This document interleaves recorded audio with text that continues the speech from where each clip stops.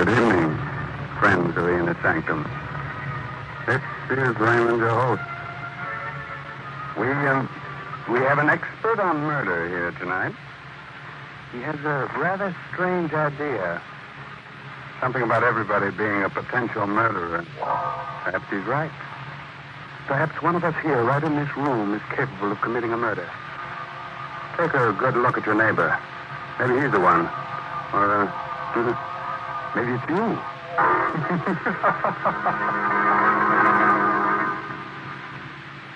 Inner Sanctum Mystery, by Hyman Brown, brings you one of Broadway's and Hollywood's best-known stars, Boris Karloff, now appearing in the smash Broadway hit Arsenic and Old Lace.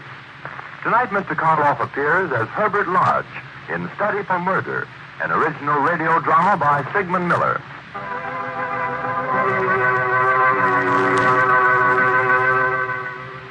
In one of the cells of the death house stands a man, holding tightly onto the bars, a dazed expression on his young face.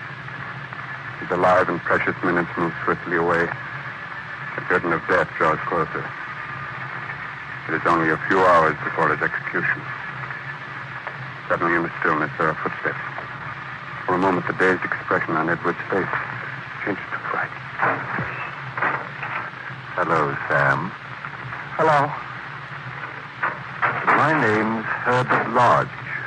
Are you from the governor? No, Sam. I'm just a psychologist. Oh. My work is to try to keep other people from doing the thing that you did. You can help me by answering a few questions. That's not going to do me any good. No, but you can at least help other people from making the same mistake.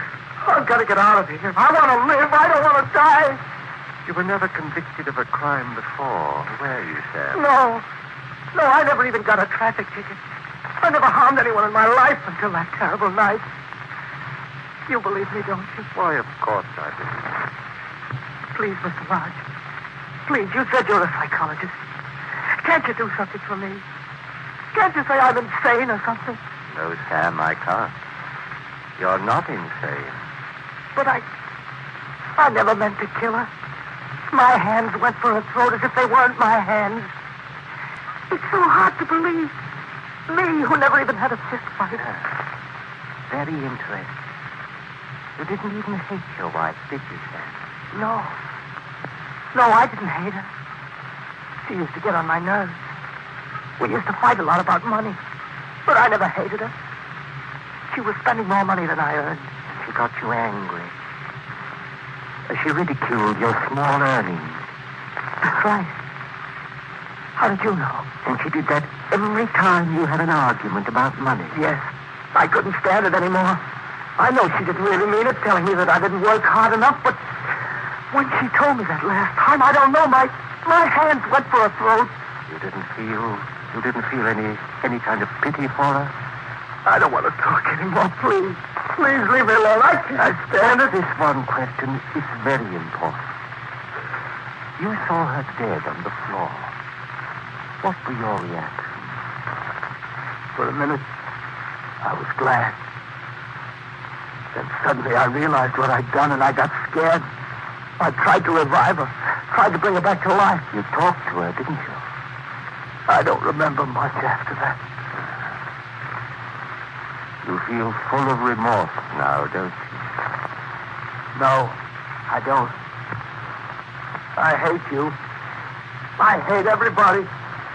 Get out! Get out before I kill you, too! I'm a murderer, do you hear? I can kill everybody! All right, Sam. Thanks very much. We're going to have trouble taking him to the chair. Doesn't make any difference, Warden. It'll all be over in 2 hours. Makes a great difference. We don't want Edward's last few minutes to be agonizing terror. He was quite calm until you spoke to him. Well, no one is ever reconciled to death. These last few minutes are really of no importance. That's rather cold-blooded of you, Mr. Lodge. Perhaps it is.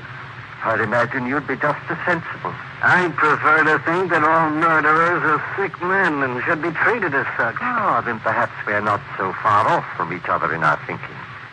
I'm trying to understand the disease of murder. A disease that all of us have, every one of us. You probably know that more than 2/3 of all murders are committed by what we call the average citizen. The most harmless, law-abiding man is capable of murder under certain circumstances. I'd like to observe the execution. Well, I'm afraid I can't let you do that. Why not? I don't understand your taking a dislike to me. Certainly I can do no harm. Well, you can do no good but satisfy a morbid curiosity. I really believe you'd enjoy watching a man being put to death. I don't like you, Mr. Lodge. You ought to take a good look at poor Edwards and say to yourself, there, but for God go I. Good night, sir.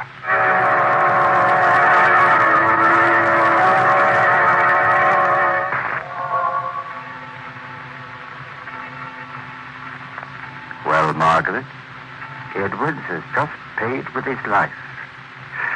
I managed to get a lot of valuable information out of him before he went to pieces. Herbert, maybe you ought to take a rest. Stop working on your book for a while. A vacation would do you good. Well, you're not worried about me, are you, Margaret? But no good can come of it at the rate you're going. Why, the only thing on your mind is murder. Oh, you don't understand. I've got to know more about the desire to kill.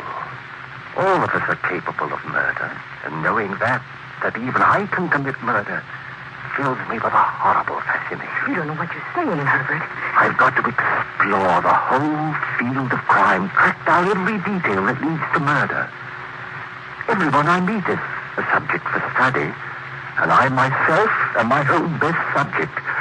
I've never felt so keen about anything in my life. I can't stop now. You're playing with fire, Herbert. Well, yes, perhaps I am. But you can't write about fire unless you've been burned. Oh, please give it up. I don't like the underworld people you've been associating with. You mean Whitey? Yes. I can't stand him. Well, I'm sorry, but I'm going to see him again tonight.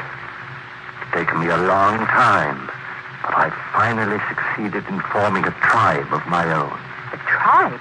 What are you talking about? It's the underworld term for gang. Why, you're out of your mind.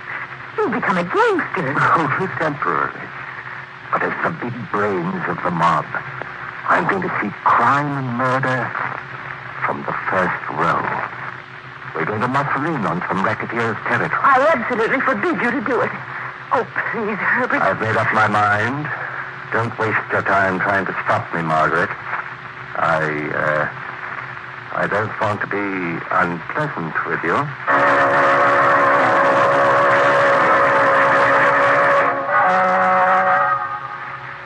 So, Whitey, we're going to cut in on Cannonball Jerry's racket. He's had it too long already. It's about time it was taken away from him. Cannonball's plenty tough. As soon as he gets wise, he's going to go gandering for us. I wouldn't like to be in front of his choppers when he's mad. You don't have to worry about him. No? Well, you ain't seen what he saw. I never will. We'll get him before he knows what's happened. You mean you're going to blast him? That's right. You sure took on a tall order. Who's going to do it for you? You are, Whitey. Oh, yeah? How are you going to get him here? That's very easy. He's coming here. Coming here? I've tipped him off that a new mob is going to cut in on him. I let him find out my name and the address of this room. He ought to be here in a minute. You and Johnny ought to meet him outside. He'll be coming up with the lieutenant right into a trap. But I want Cannonball Jerry brought to me alive.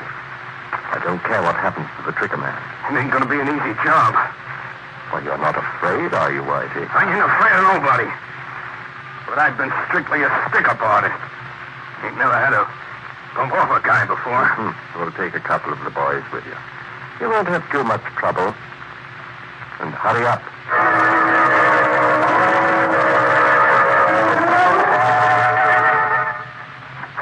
All right, Cannibal, inside. What goes on here? What's your game? The boss wants to see you get in. Oh, you must be the terrible Cannonball Jerry.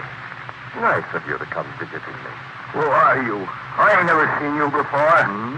I'm the man you were going to take care of. Except that the tables are turned. Where's the trigger man, Whitey? I had to slug him. Tommy's outside doing spot duty. In case any Jerry's pals show up. Excellent. Jerry, you've killed a lot of people in your life, haven't you? I ain't got no beef with you. You haven't? But didn't you come here to kill me? No, I wasn't coming to see you. I never seen you before. You're not going to bump me. I'm sorry to disappoint you, Jerry. You're not going to leave here alive. I wasn't going to kill you. I was only going to scare you. You got to believe me, please. Let me go. I'll never bother you. Well. Running through the tunnel. Breaking down completely. Let me go. I leave the city. I'll never come back, I swear. All right, you'll leave the city and you'll never come back. Never. Shall I let him have it now, boss? Ain't no sense in wasting time. In a second, we'll give Cannonball a chance to compose himself. You ain't going to get away with it. You'll be following me. You ain't going to get away with it. Here you are, Whitey. Use this silencer. Go ahead. No, don't shoot. I didn't. Okay, boss. Better get Heard it. Is this the first man you've killed? Yeah, it's my first. How do you feel? Leave me alone. You've just ended a man's life, Whitey. Cut it out. Doesn't it make you feel powerful to be able to lop off 30 years of someone's life in a second? Leave me alone, I tell you. All right. A bit upset. But tomorrow we move in on Jerry's business. Come on. We'll go home. I hope you sleep well. As well as I will.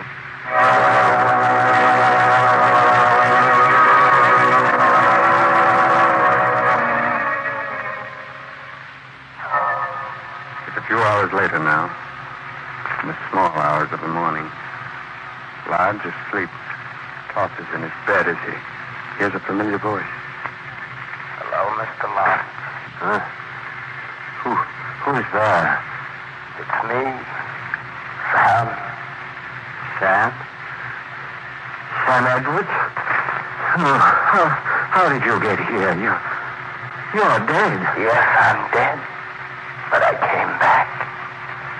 I thought maybe you wanted to ask me a few more questions. You came back? Oh, it can't be. I must be dreaming. I came back to tell you I was sorry about going to pieces. I was scared then. But I'm not scared anymore. Dead people aren't afraid. I'm nothing to ask you. Anymore? You told me everything. No, I didn't answer your last question. You asked me if I was full of remorse. You don't have to answer that. I knew. Remorse ate into me like acid.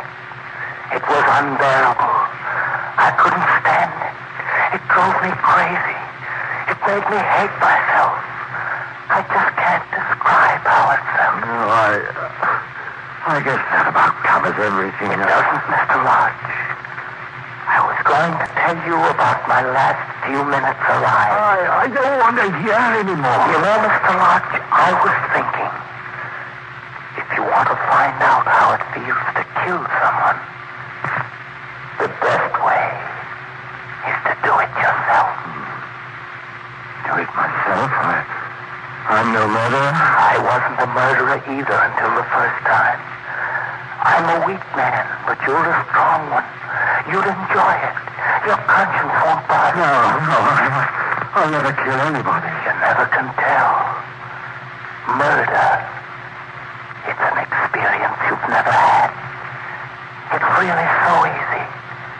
Quiet. You won't have to ask questions. You'll know all about it yourself. You've got to do it with your own hands to know. Try it. Try it with your own hands. Herbert, speak up. Herbert. Speak up, Herbert. What's in my heart? Where am I? I'm dreaming. I'm having a nightmare. I'll say you were. You kept talking in your sleep. What? What was I saying? You keep repeating, I'm no murderer. I'll never kill anybody. What? I've never talked in the sleep before. It's been a vivid dream. Herbert, you've got to stop this horrible research of yours. You can't go on. You'll either get a nervous breakdown or actually kill someone. Oh, please, Herbert, I'm This frightened. is none of your affair, Margaret. I've told you before not to interfere. This is my affair. I'm not going to stand by and watch you get yourself deeper and deeper in this rotten business. Oh, you make me tired. Action's going. Yeah, we're doing swell. I'm waiting for Johnny. We got a few more customers to visit. Well, never mind about Johnny. I'll go with you. I'd like to see some of our clients. Okay, suit yourself, boy.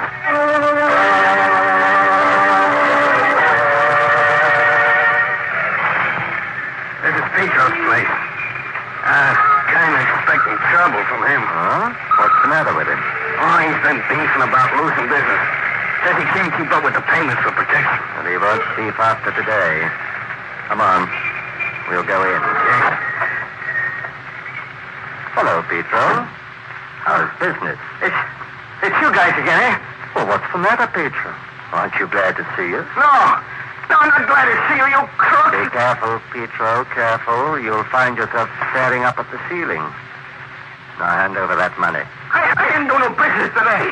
Hey, you guys are going to make me go out of business. I can't pay no more. Now, Mr. Petro. Surely your life is a little more valuable than the payment. Behave yourself. Hand over the money. Hey, all I got is $11. I'll teach you a lesson you won't forget.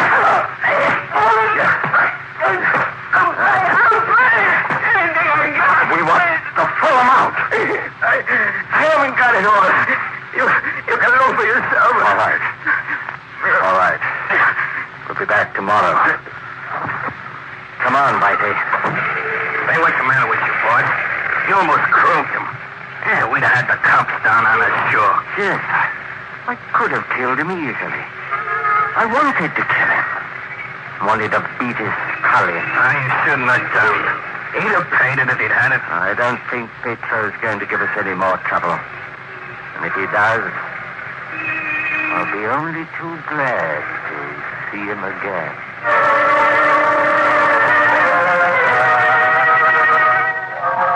Herbert, what's happened to you? Nothing's happened to me. You look as though you've been in a fight. I told you it's nothing. Now stop bothering me. Oh, Herbert, you're in trouble, I know.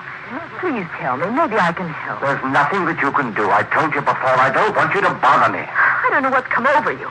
It's just impossible to talk to you lately. You act as if you hate Well, I me. don't like you standing around staring at Ever me. since you got involved with those gangsters, you've begun to act like one. I warn you, Margaret, don't make things any worse than they are. True.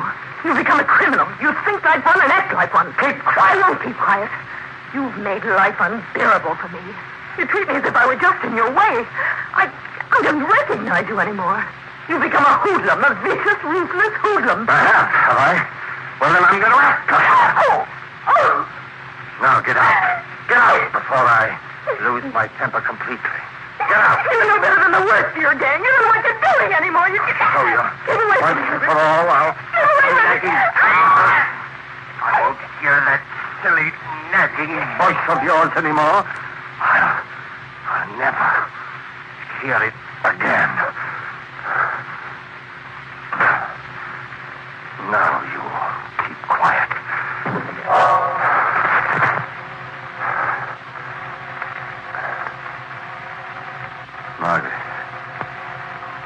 Margaret. Oh, she's just unconscious, that's all. Unconscious. Get up, Margaret. I didn't mean it. You know I didn't mean it. I just lost the temper for a minute. Say you forgive me. Please. Talk to me. I told you I was sorry. I tried to revive her, too. Bring her back to life. Sam. Once I started, I couldn't stop myself. I had to do it. Yeah, I couldn't help myself. My hands went for her throat, as if they weren't my hands. Yes, that's it. I didn't hate her. She got on my nerves. Yes, I I didn't, Hazel. I didn't. But I killed her. I killed her. I killed her.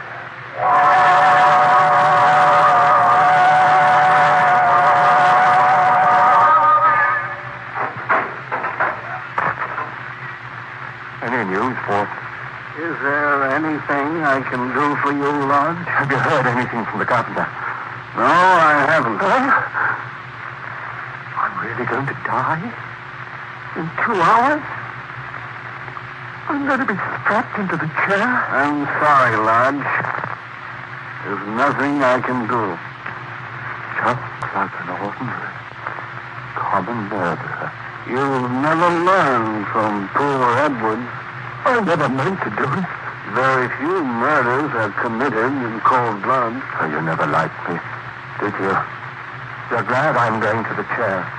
I'm never glad to see anyone go past that door. You are. You don't want me to be saved. You want me to die.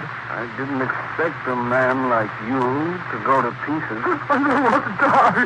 I'm going to get out of here. Too late, Lodge.